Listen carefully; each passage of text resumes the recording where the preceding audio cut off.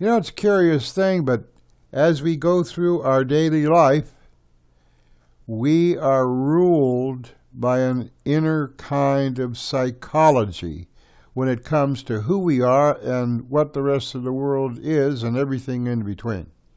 Case in point, the word perception. Not necessarily what something is, but what you want it to be, what you think it to be, what it should be.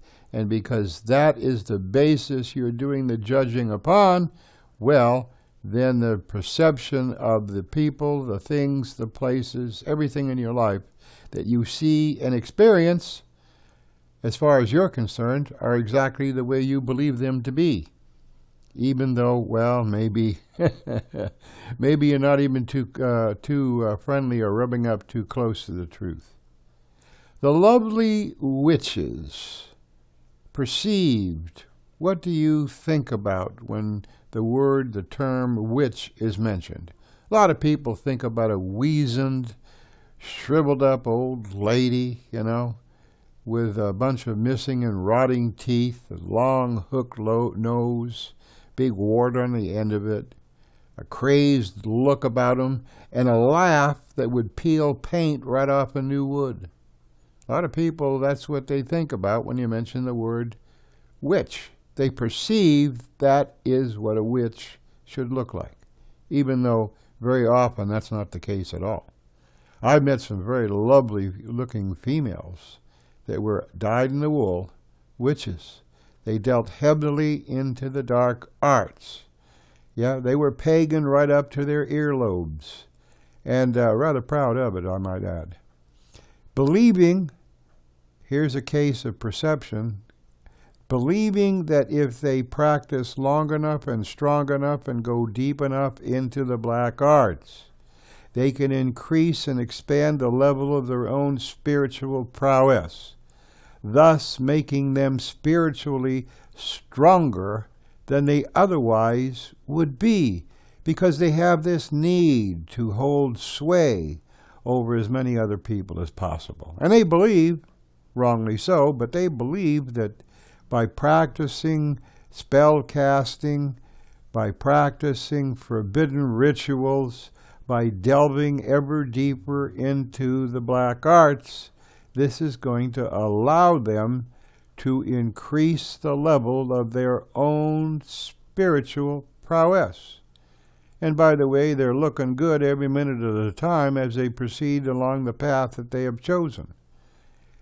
Outward appearances are deceiving, but a good-looking witch is perceived to be something other than a weazened, old, shriveled-up lady with a laugh that would peel paint right off a new wood. Yep, and if witchcraft has learned anything down through the ages, it is easier to attract other people to your cause if you utilize a little sugar when you are approaching them rather than pouring vinegar down the back of their shirt. Yep, the lovely witches. Looking good, maybe not as good as they look. Anyway, high marks to them, at least they're true to their cause, even though they're drop dead wrong. They are pagan right up to their earlobes, and very likely, by the way, to stay that way. But as far as you're concerned, well, if you're a witch, you have my condolences. If you are just a regular person and you have been thinking about accepting and believing that Jesus Christ is your Lord and Savior, then now is the time to do it, while you still have the time to get this done. Accept and believe that Jesus Christ is your Lord and Savior, while you still can. And the witches, well, the lovely witches are going to continue on being lovely. They're also going to continue on being pagan and being dead wrong. Accept Jesus while you still can, and don't put this off. Because tomorrow's not guaranteed to anyone. Until next time, this is Stephen. Talk to you when the wind shifts. See ya. Bye.